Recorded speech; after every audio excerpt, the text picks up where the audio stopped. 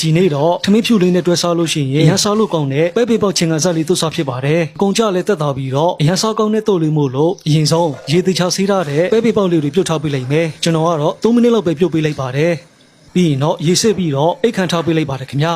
။ပြီးရင်တော့စီကျဲလို့ဖို့အတွက်ချက်သွဖြူနေလေးပေးထားလိုက်မယ်။ပဲပေပေါက်တို့ဆိုရင်တော့စီကျဲလေးရအဓိကပဲဆိုတော့စီကျဲလေးချက်ထားပေးမယ်။ကဲစီကျဲလေးလည်းရပြီဆိုရင်တော့စားသုံးလို့ရပါပြီ။ပြုတ်ထားတဲ့ပဲပေပေါက်ထည့်ပေးမယ်ပြီးရင်တော့ချက်သွန်နီရဲ့နန်းနန်းပင်ရဲ့ငရုတ်သီးစိမ့်ရဲ့ငရုတ်သီးမို့နဲ့စားနဲ့ချုံမို့ပြီးရင်တော့ပစုံချောင်းမို့လေးရဲ့ချက်သွန်ဖြူစီချက်နဲ့မကြီးလေးရဲ့ပဲကျဲမို့လေးပါထည့်ပြီးတော့ရတာနှံ့အောင်လို့နဲ့ထားပေးလိုက်ပါတယ်ခင်ဗျာပဲပေပေါက်တို့ဆိုရင်တော့တံမြောက်သီးထက်စားလို့ရှိရင်တော့မကြီးမဲ့လေးနဲ့တုတ်တာကပို့ပြီးတော့စားလို့ကောင်းပါတယ်ခင်ဗျာကဲတေချာလေးနေပြီးတော့ဆိုရင်တော့ကုန်ချသက်သွားပြီးတော့အရန်ထမင်းစားလို့ကောင်းတဲ့ပဲပေပေါက်ချင်ကန်စားတို့လေးရစားလို့ရပါပြီခင်ဗျာကဲကျွန်တော်ကတော့စားလိုက်ပါဦးမယ်